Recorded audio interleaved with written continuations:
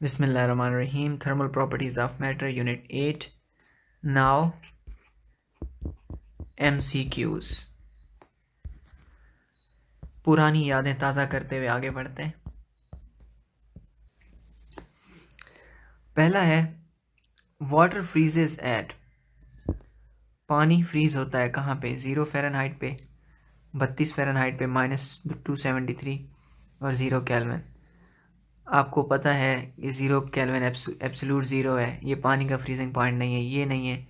और फ़ारेनहाइट में नहीं, 32 फ़ारेनहाइट नहीं बल्कि 0 फ़ारेनहाइट नहीं बल्कि 32 फ़ारेनहाइट पे। क्यों 32 फ़ारेनहाइट? क्योंकि 32 फ़ारेनहाइट 0 डिग्री सेंटीग्रेड होता है, ठीक है। तो 0 डिग्री सेंटीग्रेड पानी का फ्रीजिंग पॉइंट है, इसका मतलब फ़ारेनहाइट स्केल में वो 32 के बराबर है, ये पानी का फ्रीजिंग पॉइंट है, ठीक है। ठीक। अगला, नॉर्मल ह्यूमन बॉडी टेम्परेचर, एक सेहतमंद बंदे का बॉडी टेम्परेचर कितना होता है? सेंटीग्रेड में 37, ठीक। ठीक है। और फ़ारेनहाइट में, अगर ये फ़ारेनहाइट होता तो ये करेक्ट आंसर होता, लेकिन ये सेंटीग्रेड है, ये तो पानी के बॉइलिंग पॉइंट के करीब करीब है, तो इसलिए सेंटीग्रेड में 98 नहीं। अगर आप सेंटीग्रेड में बात करें तो 37, और अगर आप इसको फ़ारेनहाइट में कन्वर्ट करें तो आएगा 98.6 डिग्री फ़ारेनहाइट। क्लियर? अब आप आगे बढ़ेंगे।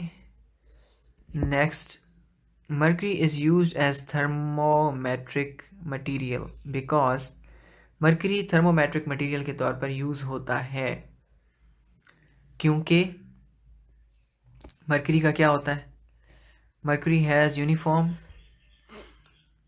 Uniform thermal expansion. mercury का थर्मल एक्सपेंशन यूनिफॉर्म है, मतलब कि टेम्परेचर जितना टेम्परेचर बदलता है ये उतना बदलता है, ठीक है। आपको कुछ याद आया थर्मल एक्सपेंशन से कि चीज़ों को गर्म करें तो उनकी लेंथ में इजाफा होता है। आपको याद होगा कि हमने इक्वेशन भी डिराइव की थी, delta L is equal to alpha L delta T.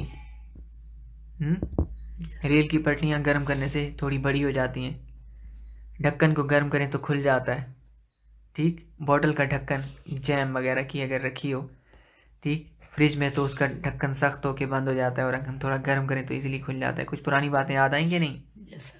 ठीक, वो थर्मल एक्सपेंशन था ना, डेल्टा एल। तो थर्मामीटर क्यों हमें टेम्परेचर बताता है? क्योंकि उसमें जब हम उसको बॉडी के साथ लगाते हैं बॉडी का टेम्परेचर ज़्यादा होता है, तो मरकरी पतली सी ट्यूब में ना ऊपर जाता है, पारा चढ़ता है, ठीक है।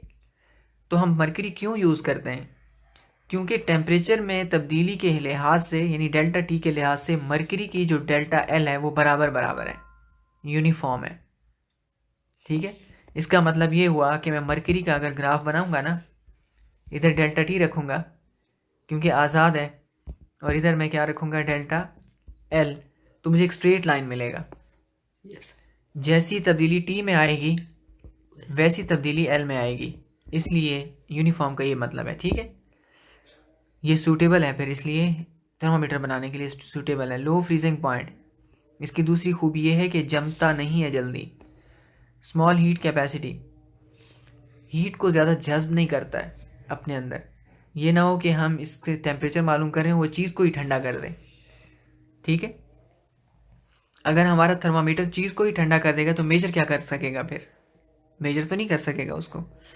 All of the above properties, इन सब खूबियों की वजह से हम मरकरी को, इसका सही आंसर ये all of the above. Mercury thermometer में इसलिए यूज़ होता है इन तीनों बातों की वजह से, किसी एक की वजह से नहीं, तीनों बातों की वजह से, इसलिए all of the above is the right answer. Which of the following material has large specific heat capacity, इनमें से किसकी हीट कैपेसिटी ज़्यादा है?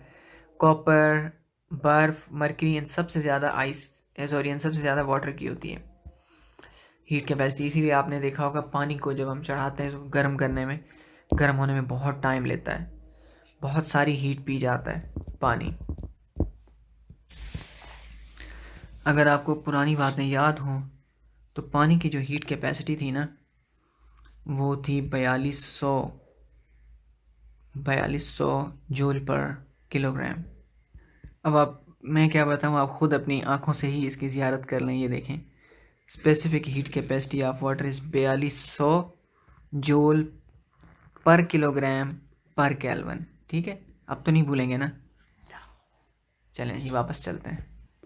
ठीक है, क्लियर हो गया। 4200 जूल पर केजी पर के। ठीक है, नेक्स्ट क्या है, which of the following material has large value of temperature coefficient of linear expansion. कौन सा मटेरियल है जो गर्म करने से ज़्यादा उसकी लंबाई में तब्दीली आएगी, डेल्टा एल जिसका ज़्यादा होगा, ठीक, जिसका कोफिशिएंट ऑफ लीनियर एक्सपेंशन ज़्यादा है। ठीक, एल्युमिनियम, गोल्ड और इन सब में से ब्रास का ज़्यादा है। ये एक एलॉय है ब्रास, इसको आप हीट अप करें, इसका डेल्टा एल ज़्यादा चेंज होता है। वट, अगला क्या है, what will be the value of P for a solid for which A has a value. अब ये मुझे समझ में नहीं आया है, लिटरली मुझे इसका नहीं समझ में आया कि ये क्या है। मुझे इस न्यूमेरिकल का ही समझ में आया। आपको समझ में आया हो आप प्लीज़ करके मुझे भी समझा दीजिएगा। ठीक है, आपकी बड़ी मेहरबानी होगी। आगे बढ़ते हैं। अब देखिए कितनी अजीब बात है ना, आप सोचेंगे सर आप ऐसी भी आखिर क्या बात है कि आपको समझ में नहीं आया। यहाँ लिखा है for the value of P. Physics में जो पी होता है ना वो हमारी मालूमात में प्रेशर को रिप्रेजेंट करता है। What will be the value of P for a solid, एक सॉलिड के लिए, विच ए हैज़। अब ये ए से क्या मुराद है, स्मॉल ए कौन सी क्वांटिटी है फिजिक्स में जिसका ए फॉर एक्सेलरेशन होता है, वो तो यहाँ है नहीं। ठीक, और फिर ये पर kelvin, I really don't understand, मुझे नहीं समझ में आ रही है क्या, किस चीज़ के बारे में पूछ रहा है, किसकी बात कर रहा है, ये कौन सी क्वांटिटी का किस्सा सुना रहा है। आगे बढ़ते हैं। Large water reservoir keeps the temperature of nearby land moderate due to. अगर आपका घर किसी नदी या झील के किनारे है तो शदीद सर्दियों में भी आपको इतनी सर्दी नहीं लगेगी। कराची में जो डिफेंस और क्लिफ्टन का इलाका है वहाँ सर्दी कम होती है, गर्मियों में गर्मी कम होती है। वजह क्या है, क्योंकि समंदर के करीब है और समंदर की हीट कैपेसिटी बहुत ज़्यादा होती है, इसलिए समंदर गर्म होगा तो गर्म अपने इर्द गिर्द के इलाके को भी गर्म होने देगा। समंदर खुद ठंडा होगा तो अपने इर्द गिर्द ठंडक होने देगा। और आपको पता है पानी का जो रेजरवायर है ना वो ना तो इतनी जल्दी ठंडा होता है ना इतनी जल्दी गर्म होता है, क्योंकि पानी का हर किलो कितनी हीट पिएगा, 4200 जूल हीट। पानी का एक एक किलो इतनी हीट पिएगा तो 1 डिग्री टेम्परेचर बढ़ेगा। अब आपको पता है कि इसका मतलब सूरज की बहुत सारी हीट पानी पी जाएगा। ठीक, और इसी तरह ठंड में भी फिर ये हीट निकालता है, इसलिए इर्द गिर्द के इलाके गर्म रहते हैं। अमेजिंग है। इसीलिए आपने देखा होगा कोई भी शहर, जगह जो पानी के किनारे जगह होती है ना वो महंगी होती हैं, इसीलिए महंगी होती हैं। सिर्फ बात नज़ारे की नहीं होती, वहाँ का टेम्परेचर भी बड़ा नॉर्मल सूटेबल होता है। Low temperature of water, low specific heat capacity of water, less absorption of heat, large specific heat capacity of water. आखिरी वजह है सबसे ज़्यादा, पानी की हीट कैपेसिटी ज़्यादा है। ठीक है, इस वजह से। Next, which of the following affects evaporation. कौन सी चीज़ है जो एवापोरेशन पे असरअंदाज होती है, temperature, surface area of a liquid, wind, all of the above. सारी बातें आपको पता है। एवापोरेशन टेम्परेचर बढ़ाने से भी बढ़ती है, सरफेस एरिया से भी बढ़ती है, हवा चल रही हो तो भी एवापोरेशन बढ़ती है, ऑल ऑफ द अबव। ठीक है, अब ये वाई और ये क्या, क्यों, कैसे, ये सारे क्वेश्चन आंसर्स हैं आपके सारे हो गए हैं इसके MCQs। और अब last chapter, transfer of heat.